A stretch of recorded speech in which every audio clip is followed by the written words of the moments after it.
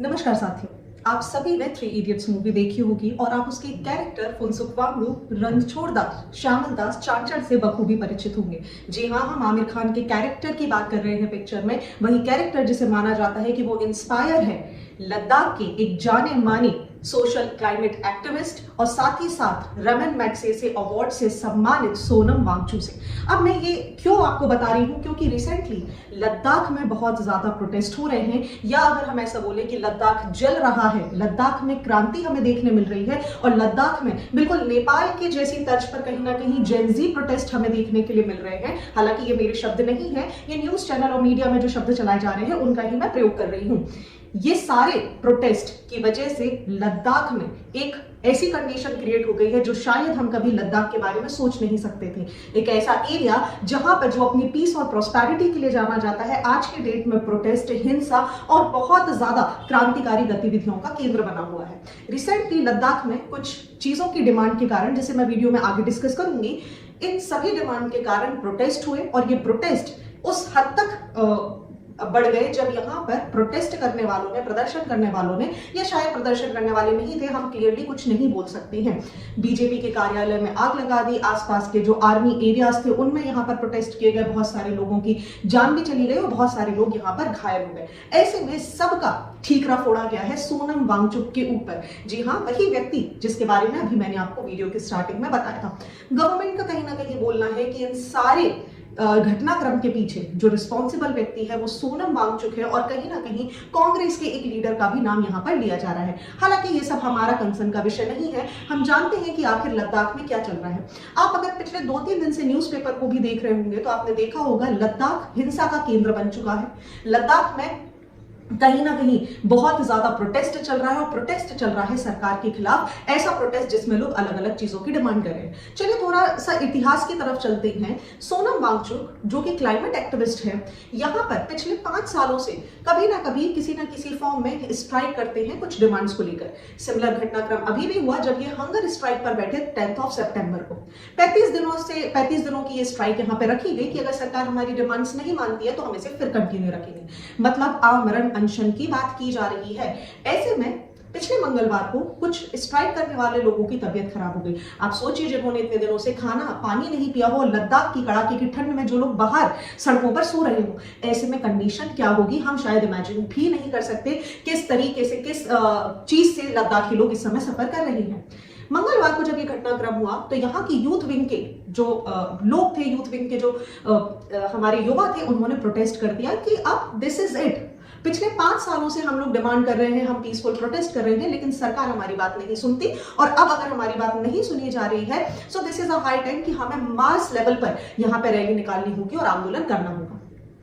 अब देखिए हुआ क्या, जब ये पूरा का पूरा घटनाक्रम हुआ, हिंसा में जब ये पूरी चीज कन्वर्ट हो गई तो सोनम वांगचुक को अपना आमरण अनशन तोड़ना पड़ा और उन्होंने क्लियरली बोल दिया कि भाई मैं हिंसा का समर्थक नहीं हूं। इन्होंने कुछ स्टेटमेंट भी यहां पर दिए। पहली चीज तो उन्होंने ये बोला कि this was a Gen Z revolution. बच्चे परेशान है, युवा परेशान है, क्योंकि आज नहीं पिछले 5 साल से ये युवा केवल और केवल पीसफुल प्रोटेस्ट करता आ रहा है। ये जेनजी जो टर्म है, आप सभी को पता है, जेनजी प्रोटेस्ट बेसिकली ये जो टर्म है ये नेपाल में हुए क्रांतिकारी बदलाव के बाद बहुत ज्यादा प्रचलित हो गई है, जिसका बहुत एक डेमोन्स्ट्रेशन हमने नेपाल में देखा और कुछ हद तक हम बांग्लादेश बोल सकते हैं, बट मैं बांग्लादेश बोलना नहीं चाहूंगी यहाँ पे, उसके मेरे कुछ अपने रीजंस आपको बाद के वीडियोस में पता चल जाएंगे। अब सरकार यहां पर ब्लेम कर रही है कि ये प्रोटेस्ट मिसलीडिंग है, सोनम वांगचुक ने यहां पर लोगों को भड़काया है और एक अरब स्प्रिंग स्टाइल प्रोटेस्ट, या जिसे हम जेनजी प्रोटेस्ट नेपाल की तर्ज पर बोल रहे हैं, वो यहां पर किया है। अब सोनम वांगचुक कोई छोटा मोटा नाम नहीं है, रमन मैग्सेसे अवार्ड से सम्मानित है, अवार्ड विनिंग एनवायरमेंटलिस्ट है और ऐसे में ये लगातार जब से स्ट्राइक कर रही है पिछले 5 सालों से, हर एक चीज का वीडियो अपने ट्विटर पर, अपने अकाउंट पर यहाँ पर डालते हैं और लद्दाख की भी पूरी जनता यहाँ पर इनके समर्थन में प्रोटेस्ट कर रही थी शांतिपूर्वक तरीके से। लेकिन जब ये प्रोटेस्ट हुआ तो यहाँ पर इन्होंने बोला कि भाई मैं यंगस्टर से अपील कर रहा हूँ कि ये जो हिंसा का पाथ है ये हमने नहीं लिया है, हम इसके समर्थक नहीं है, तो आप कृपया इस पूरे के पूरे हिंसा के कार्यक्रम को बंद कर दीजिए। इसके लिए इनका ऑफिशियल ट्वीट का लिंक मैं अपने डिस्क्रिप्शन बॉक्स में डाल दूंगी, आप उसे जाके जरूर देख लीजिएगा। अब चलिए बात करते हैं कि आखिर लेह लद्दाख की सड़कें जो हमेशा शांत इलाके कहे जाते हैं, ठंड का एरिया है, लोग घूमने जाते हैं, मोटर बाइक ट्रिप करने जाते हैं, ऐसे में अचानक से ये जो हिंसा की आग यहाँ पर लगी हुई है, ये क्यों हुआ, जिसके कारण यहाँ पर बीएनएस की धारा 163 यानी 163 को भी अप्लाई कर दिया गया है। हालांकि अब लोगों की जो डिमांड है उनको समझते हैं कि आखिर पूरा का पूरा विवाद किस वजह से हो रहा है। देखिए 2019 में 370 के एब्रोगेशन के साथ ही यहां पर जम्मू कश्मीर लद्दाख के क्षेत्रों को अलग कर दिया गया, लद्दाख को यूनियन टेरिटरी का यहां पर दर्जा दे दिया गया। अब जैसे ही लद्दाख को यहां पर यह दर्जा दिया गया तो शुरुआत में लद्दाख खुश था कि चलिए ठीक है। अब लद्दाख के हिस्से में कारगिल का क्षेत्र भी आता है, लेह का क्षेत्र भी आता है, जो कि आपको मैप पे यहां पर दिख गया होगा। कारगिल वही हिस्सा है जिसमें आपको शिया मेजॉरिटी मुस्लिम्स देखने मिलेंगे, वहीं जम्मू कश्मीर में आपको सुन्नी मेजॉरिटी देखने के लिए मिलेंगे। और यही कुछ कारण भी था कि सरकार ने जब डिवीजन किया, जब इसका यहां पर डिवीजन करा गया तो इस तरीके से डिवीजन किया गया कि शिया और सुन्नीस के बीच में कोई खास लड़ाई ना हो पाए, इसलिए कारगिल को यहां पर लद्दाख के एरिया में रख दिया गया। अब आप लद्दाख का एरिया इस हद तक इंपॉर्टेंट है कि यहां पर कारगिल का क्षेत्र भी आ जाता है, चाइना के साथ बॉर्डर भी क्रिएट करता है, इसकी स्ट्रैटेजिक इंपॉर्टेंट बहुत है। अब सवाल ये आता है कि आखिर लोग प्रोटेस्ट क्यों कर रहे हैं और उनकी डिमांड क्या है। तो देखिए बेसिकली यहां पर मोटा मोटी तौर पर 4 डिमांड्स की गई है। पहली डिमांड यहां पर की गई है कि लद्दाख को आप कंप्लीट स्टेट का दर्जा दीजिए, मतलब आप हमें केंद्र शासित प्रदेश मत बनाइए, आप हमें यूटी मत बनाइए। लेकिन सरकार का बोलना है कि भाई इतना सेंसिटिव एरिया है कि ऐसे में हम आपको राज्य का दर्जा नहीं दे सकते, आपको केंद्र शासित प्रदेश का ही पार्ट रहना पड़ेगा so that state can govern and control this strategically important area, ये सरकार का बोलना है। दूसरी डिमांड यहां पर की गई कि आप हमें 6th शेड्यूल, संविधान के 6th शेड्यूल का पार्ट बनाइए। मैं आपको आगे बताऊंगी कि ये 6th शेड्यूल क्या होता है। तीसरी चीज बात की गई कि लद्दाख में कारगिल और लेह को अलग अलग लोकसभा क्षेत्र कर दीजिए, आप हमें एक लोकसभा क्षेत्र मत बनाइए, दैट मींस हमारी रिप्रेजेंटेटिव बॉडीज को 2 सीट्स दे दीजिए। अभी तक केवल और केवल इनके पास एक ही सीट हुआ करती है, लेकिन अब डिमांड की जा रही है कि लेह को और कारगिल को अलग अलग एक सीट, मतलब टोटल मिला के 2 सीट्स यहां पर दे दी जाए। और लास्ट मतलब 4th डिमांड यहां पर की जा रही है कि सरकारी नौकरियां जो है उसमें लोकल लोगों को प्रायोरिटी दी जाए, मतलब आप यहां पर बाकी स्टेट के जैसा एक पब्लिक सर्विस कमीशन लेकर आ जाइए सो दैट युवाओं को रोजगार मिल सके।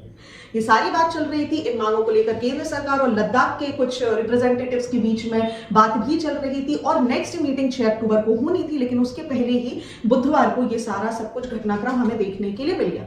अब बात करते हैं कि केंद्र शासित प्रदेश होने के बावजूद यहां पर स्टेटहुड की डिमांड क्यों की जा रही है। तो देखिए लद्दाख यूटी बना था 2019 में, जब उसे जम्मू और कश्मीर से यहां पर अलग कर दिया। अब देखिए इसके पास अपना खुद का कोई रिप्रेजेंटेशन नहीं है लेजिस्लेशन में।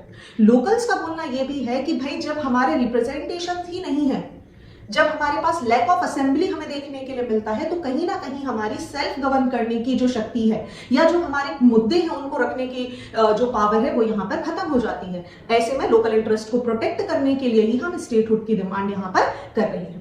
दूसरी बात, लोगों के पास नौकरी नहीं है, युवाओं के पास नौकरी नहीं है, साथ ही साथ लद्दाख की अगर हम बात करें तो एक फ्रेजाइल इकोसिस्टम है, ठीक है, कोल्ड डेजर्ट का एरिया लद्दाख कहा जाता है। ऐसे में लार्ज स्केल इंफ्रास्ट्रक्चर जैसे सोलर इंफ्रास्ट्रक्चर जैसी चीजों की बात करें तो कहीं ना कहीं एनवायरमेंटल रिस्क क्रिएट कर देते हैं लद्दाख के क्षेत्र में, स्पेशली जब डिसीजन कोई बाहर का व्यक्ति ले जिसे लद्दाख के इकोसिस्टम के बारे में कोई जानकारी नहीं हो। तो आपको एक रफ तौर पर तो चीजें समझ में आ चुकी हैं कि आखिर बात क्या है।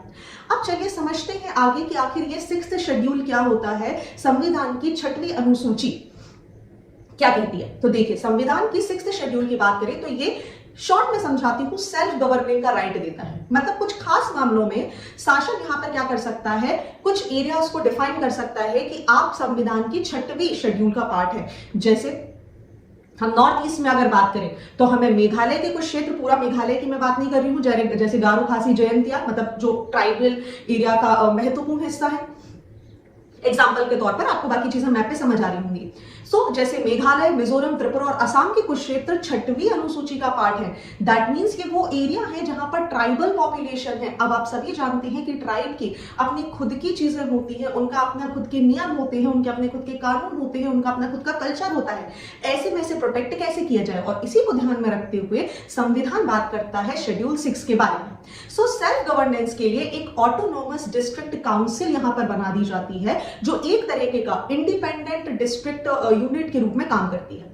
अब इनको बहुत सारे अधिकार हो जाते हैं एडीएस को कि वो अपने ट्राइबल बेल्ट में जमीन से जुड़े मामले, जंगल से जुड़े मामले, इन पे नियम बना सकें। अब चूंकि जब हम लद्दाख की बात कर रहे हैं तो लद्दाख में अगर आप ट्राइबल बेल्ट की बात करें तो लगभग 97% ट्राइब का क्षेत्र आपको देखने मिलेगा, जिसमें लेह अकेले में लगभग 67%, नुब्रा वैली के पास बात करें तो लगभग 73%, खालसी में 97%, सांको में 89% और कारगिल के पास 83 या 84% के आसपास और जास्कर में लगभग 99% आपको अनुसूचित जनजाति देखने के लिए मिल जाएगी। अब ये जो एडीएस यहां पर बनाई जाती है 6वीं अनुसूची में, इसके पास अधिकार होता है कि ये जितने भी जमीन से जुड़े मामले हैं, सोशल जितने भी मामले हैं, कस्टम जो भी है, लेजिस्लेटिव, एग्जीक्यूटिव, फाइनेंशियल, सारी पावर इनके पास होती है। ये टैक्स भी कलेक्ट कर सकते हैं और जितनी भी लोकल रिसोर्सेज हैं उनका इस्तेमाल आसानी से किया जा सकता है। मतलब आप बिल्कुल वैसे ही समझिए कि किसी क्षेत्र में एक इस तरीके की पंचायत टाइप का सिस्टम है, बट थोड़ा सा पावर यहां पर ज्यादा दी गई है। इनके पास जो इन्हें बाकी सारी चीजों से अलग बनाती है वो है सुपरसीड करने की ताकत। मतलब अगर स्टेट कोई लॉ बनाता है और एडीएस कोई लॉ बनाती है, एडीसी अगर एडीसी कोई कानून बनाती है तो एडीसी के कानून को मान्यता दी जाएगी और स्टेट के कानून को सुपरसीड किया जा सकता है। दैट मींस माना जाता है कि ये जो ऑटोनॉमस डिस्ट्रिक्ट काउंसिल है जो 6वीं अनुसूची के अंदर बनाई जा रही है, 6th शेड्यूल के अंदर जिसको बनाया गया है, ये जनजातियों के मतलब जो यहाँ के लोग हैं, ट्राइबल हैं, उनको प्रोटेक्ट करने के लिए, उनके कल्चर की, लैंड की, इन सारी चीजों को प्रोटेक्ट करने के लिए बनाई जाती है। दैट मींस ये पूरा का पूरा क्षेत्र, ये पूरा का पूरा मुद्दा इंपॉर्टेंट हो जाता है। अब पॉलिटिकल रिएक्शन क्या है तो देखिए, बीजेपी का स्टैंड क्लियर है। उन्होंने बोला कि भाई इस वायलेंस का हम समर्थन नहीं करते। कांग्रेस के काउंसलर के ऊपर यहाँ पर हिंसा को भड़काने का काम करने के आरोप भी लगाए गए हैं और ये भी बोला है कि ऑपोजिशन इस शांतिपूर्ण प्रोटेस्ट को हाईजैक करके कहीं ना कहीं पॉलिटिकल गेन करना चाह रहा है। प्रोटेस्ट जो लोग कर रहे हैं उनका क्या बोलना है, तो उनका बोलना है कि भाई कांग्रेस का हमारे साथ कोई लेना देना नहीं है, ये स्पॉन्टेनियस घटना है, शांतिपूर्ण तरीके से ही चीजें चल रही थी, लेकिन युवा आउटबर्स्ट हो गया। 5 सालों से जिस तरीके से हमें निग्लेक्ट किया जा रहा है उसे लेकर।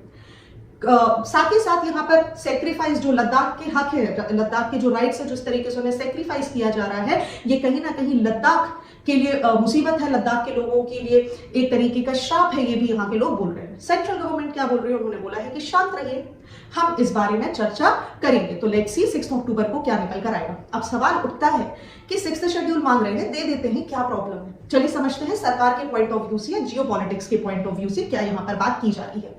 देखिए, लद्दाख एक स्ट्रैटेजिकली इंपॉर्टेंट एरिया है। अगर आप देख रहे होंगे मैप में तो ये चाइना मतलब एलएसी ईस्टर्न लद्दाख के आसपास आपको देखने मिल जाएगा और पाकिस्तान मतलब सियाचिन और कारगिल का क्षेत्र आपको देखने मिल जाएगा।